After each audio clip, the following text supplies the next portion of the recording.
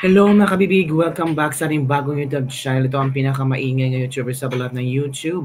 Ako si Kabibig maglabag-labag na ta with evidence. Nako, may bago na naman pasabog ang famous vlogger, Facebook vlogger na si Dean Chase. Itong si Dean Chase mga kabibig, siya yung nagbulgar na di umano'y may nangyayaring krimen. Ni Liza Marcos. Maraming tao ang nasasabing fake news, hindi totoo. Pero nung sinabi na ni VP Sara na si Liza Marcos ay sangkot sa isang krimen, ay doon na confirm ha, ng mga tao na totoo pala itong mga sinasabi ni Dean Chase.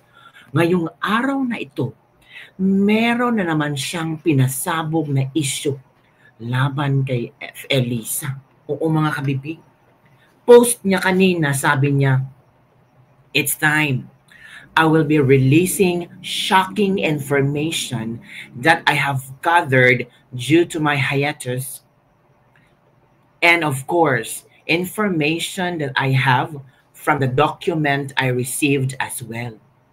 Be on the lookout. Be vigilant. Protect the country and the people from our current administration." Yun mga kabibig. So, may pasabog na binulgar Dean Chase. Marami kasi nagsasabi ng, uy, nabiglang nawala si Liza Marcos, meron daw bracelet na may GPS, tracking device, totoo kaya yun or hindi. Pero ang pasabog ni Dean Chase mga bibig, bumalik pala sa Amerika last May 8 si Liza Marcos para sa kanyang temporary release. Yun ang pasabog ni Dean Chase ha. Sabi ng iba, totoo kaya yung kabibig? Nabulgar na yan ni BP Sara ng time, di ba?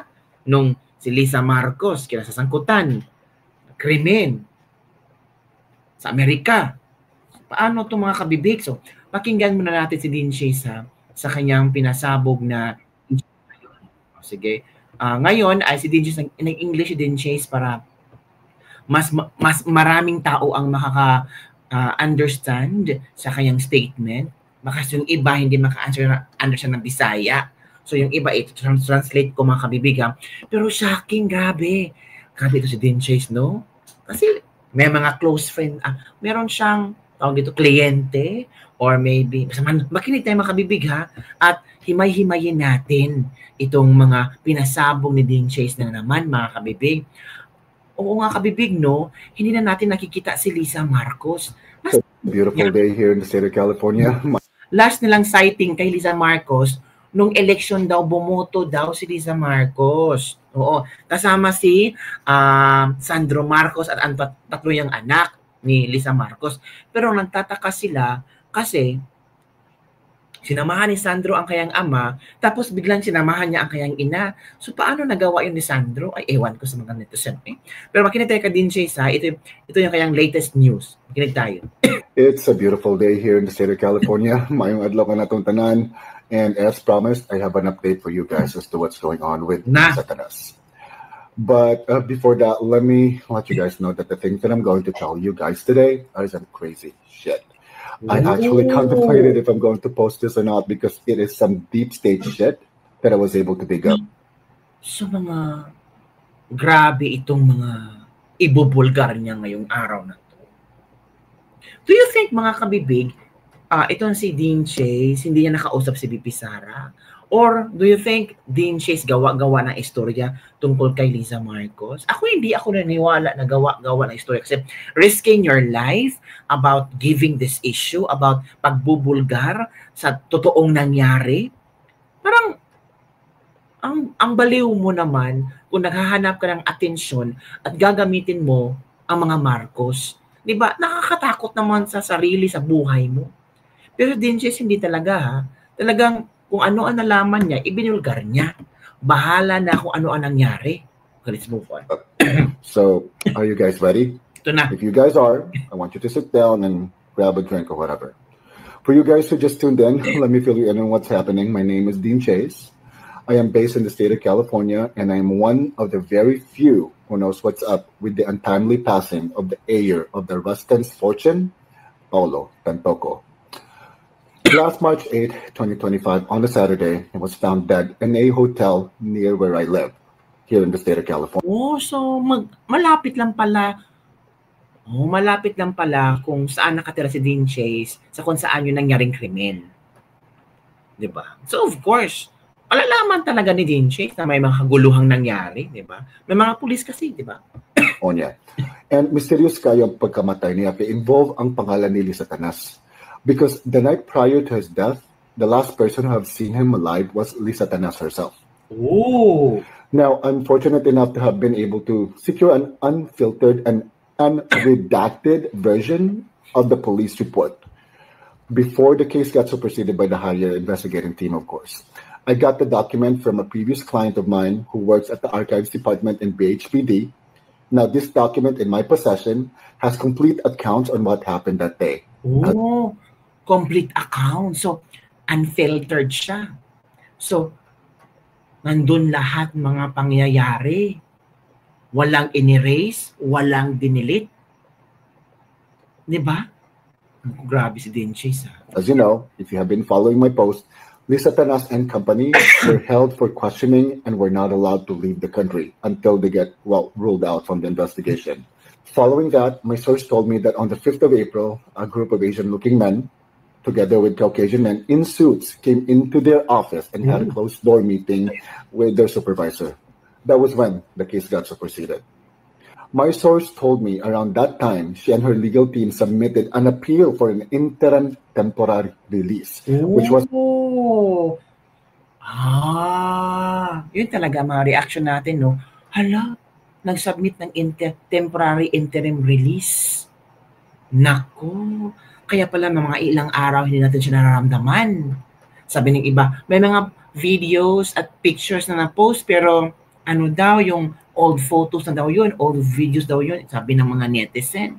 Tapos, meron pa mga netizen na tinitingnan kung edited ba yung photos, yung videos, tapos ginawan pa nila ng reaction. Ang dami kaya nagkalat sa Facebook, sa social media. Yung iba nagsasabing, ay wag kayong ganyan, nandiyan ang ating F. Eliza Marcos, sabi ni Claire Castro. Sabi niya na umatin pa ng Girl Scout of the Philippines, something ganito, ganyan. Pero yung iba sabi, talaga ba? Hindi ba yun edited? Ako, ano ba totoo? Was approved and allowed her to go back to the Philippines, while the investigation is going on a temporary basis only.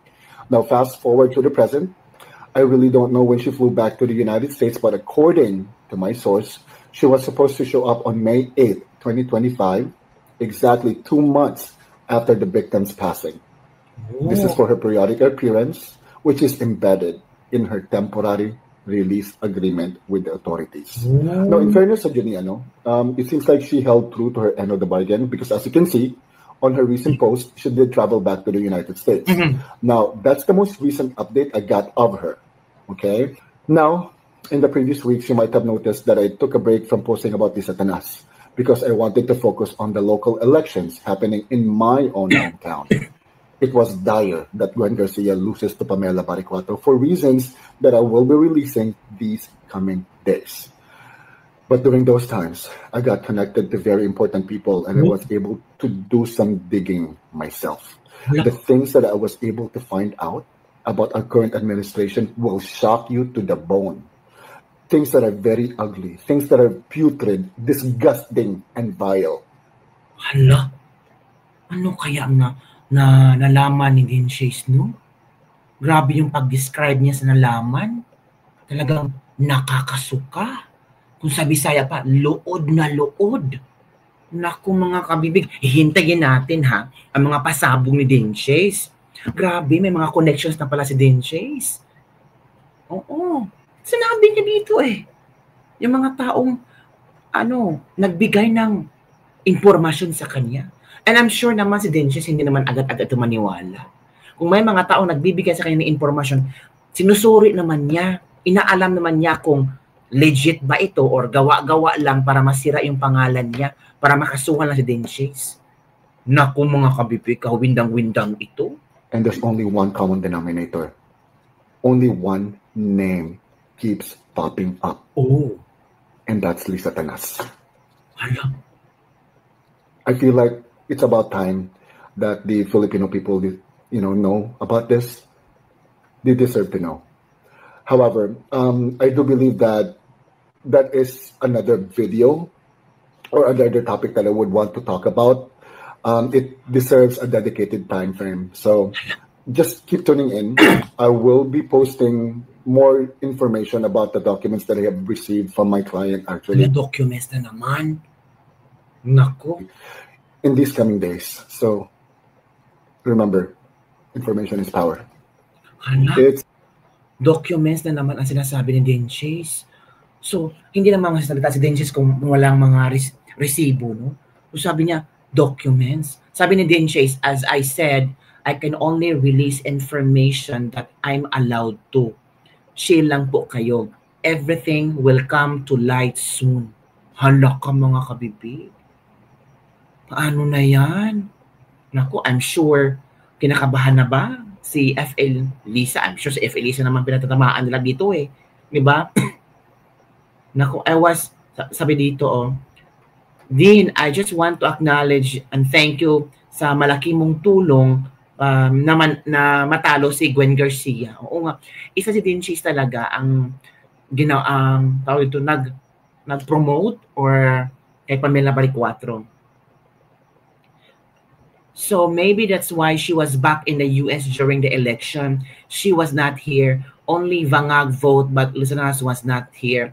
Pero I think may mga pictures naman at video pa na sinamahan ni Sandro Marcos at yung ibang anak ni Liza Marcos na tawag dito, nagboto si Liza Marcos. So baka madali lang siya kasi kung dapat nandun siya sa May 8, so may 4 pa na araw para makabalik siya sa Pilipinas for the boto. So 8 siya dumating doon. For example lang kailan ba siya nawala? Kailan ba siya pumunta sa Amerika? Comment down below. Hindi naman ako tagasunod sa kanya. Yun mga kabibig, yun ang mga pasabog ni Denchase. Grabe nakakawindang naman yung mga kabibig, no? Nako. So, ano ang iyong komento hinggil dito? Don't forget to comment down below para alam ko naman marami yung iba dyan excited na rin malaman kung ano pa ang i-comment ni Dean Chase, ano pa ang mga dokumentong i-release ni Dean Chase. Grabe, no? May kumpirmado, may temporary release, sabi ni Dean Chase, at bumalik sa Amerika last May 8 para sa, I think, hearing pa ito or mga katanungan hinggil sa krimen. Ako mga kabibig, maghintay-hintay ito sa mga updates And don't forget to like, subscribe, and share this video para sa mga latest trending news na ating pag-usapan. Bye everyone, see you next time. Ako, grabe, impormasyon na ito Ako'y kinakabahan ni Dean Chase. Nakakatakot.